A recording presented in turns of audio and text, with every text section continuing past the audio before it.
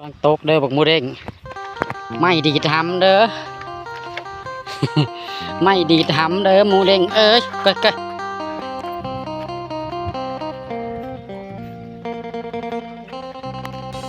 ไม่ดีทำเด้อแดดส่องตาสบายเลยพี่น้องจ๋าพี่น้องปองไปก็ชุกคนตอนนี้เรากำลังออกมานาพี่น้องมาจอบเบิ่งเขาแล้วก็มาเอามาง่วงเลยพี่น้องเนาะเขาก็แห้งพี่น้องฝนตกแล้วพี่น้องเนาะสยามมือแล้วฝนตกเขาก็เริ่มแห้งน้ำก็เริ่มบกบักมูเด้งเกิบก็จะบ่ใส่โอ้ยไปยังเหยียบน้ำสบายดีพี่น้องเด้งข้าหมูเด้งก้าตะกร้าเราจะมาเอามะม่วงในหน้าเอาเองพี่น้องยังดกอยู่เพราะว่ามันเป็นรอบสองเป็นรอบหนึ่งคนกินเบิดพอเป็นก้อนหมูมาเป็นอีกรอบสองก็ถือว่ายังได้อยู่ยิ้มได้เหยียบเขาเด้อลูกเด้อออกแล้วบ่ออกเลยเนาะจะเป็นนาเข้าพายของเราโอ้ฝนบ่ตกเขาก็ออกไปเลยแต่ว่าฝนบ่ตกห้ำออกแล้วบ่หมดเองออกเลยเนาะกำลังเริ่มออกพี่น้องจะเป็นนาเขาควายนาเขาหวานเบิดพี่จะหอยงัวมองเขาก็ยังดกอยู่พี่น้องมะม่วง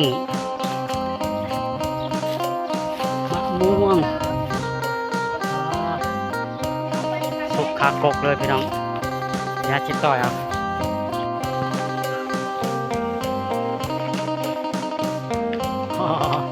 สุกขากกคักเลยพี่น้องสุกขากกเรืองเติมเลยเปิบ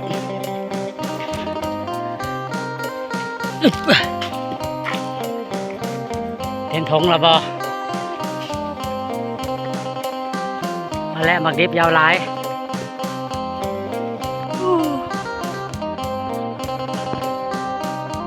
ยังดกเลยพี่น้อง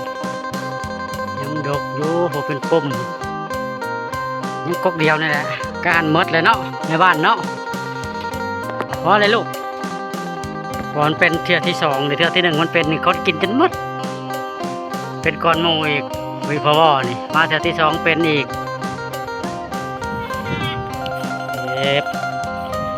บอกพี่น้องเลยเต็มเลยทงยางมาใส่หมูแดงทงยางมาใส่เร็วๆโอ้พี่น้องสุกขากกความหวานในบัวฮาวาสุกขากกเก็บมาหมูแดงไว้อันนั้นเก็บมาโอ้ต้นหล่นหัวเก็บใส่ทงยางเก็บมาเก็บใส่เราแล้วพูนลุงพูนเก็บมา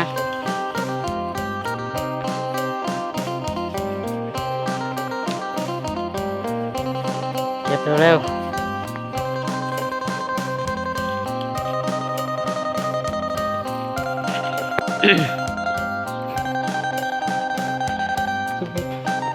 สองถุงพี่น้องสุกตะปากสุกหมักม่วงปุ้ม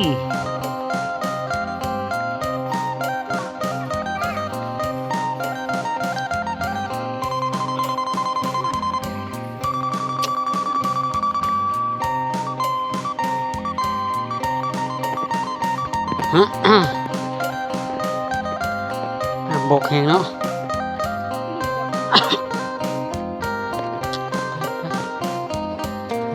แข่เดินเห็ดพี่เบื่อกินกระเบือตายเลยเห็ดพี่เบื่อ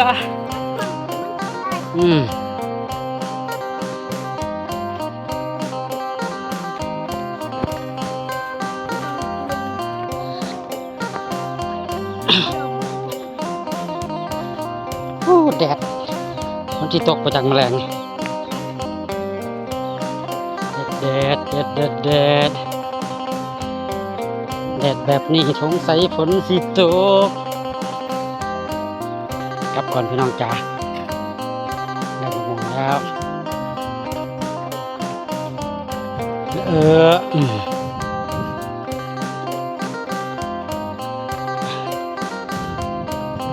วันนี้กระถิ่มช่วงตกแล้วกระถิ่มช่วงเข้าเกิดแล้วพัดปะหรือหยัวให้หยาเกิดเกาะหำเลยคุณนักเนาะเกาะหำบักโมเด้งเลยเกาะหำบักโมเด้งไป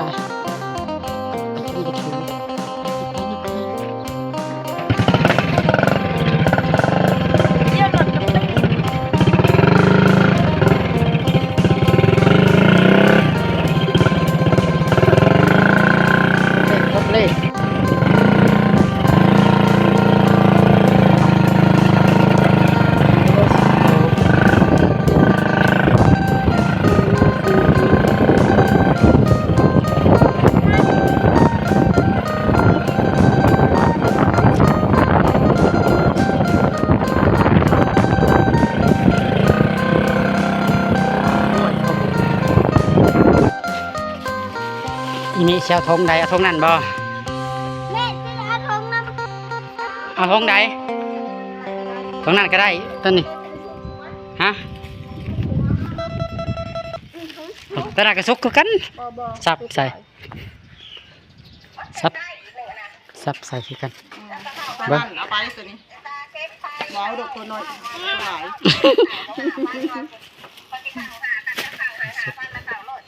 ผงสุกตัวนี้เอาเก็บใส่กินกับข้าวแซ่บเลยตกแต่ต้นเลยดิตกแต่เน่าที่เมื่อกี้นี่ก็เป็นเท่าไหร่